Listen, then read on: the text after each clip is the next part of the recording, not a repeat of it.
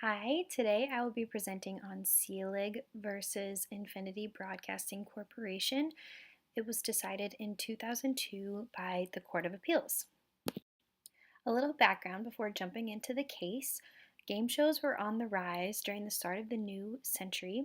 For example, The Bachelor had just aired for the first time just a couple weeks before the decision of this case was actually made. Contestants were invited onto different game shows and were often subjected to demeaning circumstances in which they were criticized and judged and maybe even sometimes humiliated. And along with these game shows came the rise of court cases regarding defamation, oftentimes by slander. There are also some key terms that we should look at before jumping into the facts of the case. First off, just to review slander. Slander is a spoken form of defamation, and defamation is the defaming of one person in a way that damages or puts down their character. So in this case, the defamatory statements were spoken on air, and in the book, the author explained that most statements on air are written prior to being spoken on air, therefore, defamatory statements on the radio often fall under libel. But in this case, the segment was conversational and both on-air personalities were ad-libbing, therefore, it is considered slander. Then the next key term is the anti-SLAPP statute. That stands for Strategic Lawsuit Against Public Participation. So the state of California created this statute in order to encourage the continued participation in matters of public significance or matters that hold public interest. The statute allows for a special motion to strike a complaint by the defendant where the complaint is towards an activity regarding the defendant's rights of petition and free speech. So the point of this statute is to encourage the continued participation in matters of public significance. So when being applied to a case, there's a two-part test for this statute. The first one is it must be determined whether the causes of action by the defendant are in furtherance of either the defendant's right of petition or rights to freedom of speech in regard to a public issue. Then, if that is satisfied, then it must be determined whether or not the plaintiff has a high probability of prevailing on his or her claims. And then lastly, if that is satisfied, then the legal questions are then reviewed independently. Moving on to the facts of the case, Jennifer Seelig sued Infinity Broadcasting Corporation for defamation by slander on radio. Jennifer was a part of a snippet of Marry a Multimillionaire, which was a reality TV show at the time. They said that Jennifer was only in about 5 seconds of airtime on the show. After the show was filmed and before it was about to air, this local radio station, KLLC, asked Jennifer to be on air to talk about the show with on-air personalities Sarah and Vinny. Jennifer refused to be on air to talk about the show for various reasons because she wasn't really allowed to and just didn't want to subject herself to that kind of criticism.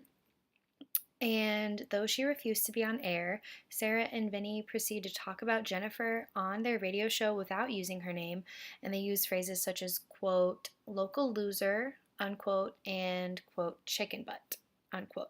And they also quote Jennifer's ex-husband and announced that he said that he thinks she is a, quote, big skank, unquote. And then after the show, Jennifer filed a complaint for slander per se, slander, invasion of privacy, negligent hiring, retention and supervision of employees, and also intentional infliction of emotional distress.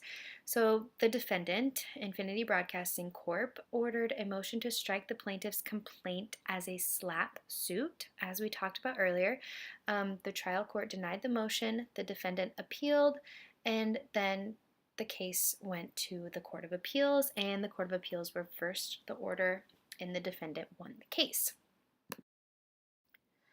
So the questions at hand here are the statements made by the radio personalities protected by the California anti-SLAPP statute? Or in other words, are the free speech rights or rights to petition of the radio hosts being violated in the trial court's decision?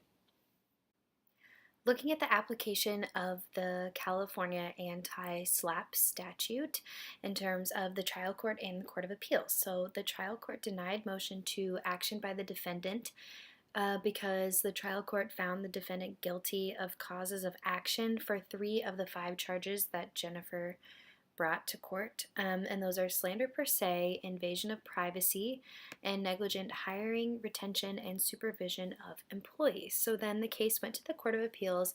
The Court of Appeals reversed the decision and granted the defendant's motion to strike. And those were based off of 2 main findings, which are in terms of the California statute. And those are number 1, the statements were regarding a television show that was receiving viewership and revenue. Therefore, the circumstances were in connection with an issue of public interest. So, regulating this speech about this topic would be violating the defendant's right to freedom of speech and then would hinder the marketplace of ideas. So, requirement 1 of the statute was satisfied. And then it was found that none of the defamatory statements were actionable, so it is clear that the plaintiff would not prevail on her claim. For the disposition, the defendant is granted motion to action and is awarded cost for attorney and for appeal. That is all I have for this case. Here are my citations. If you have any questions, please comment below. Thanks for listening. Bye.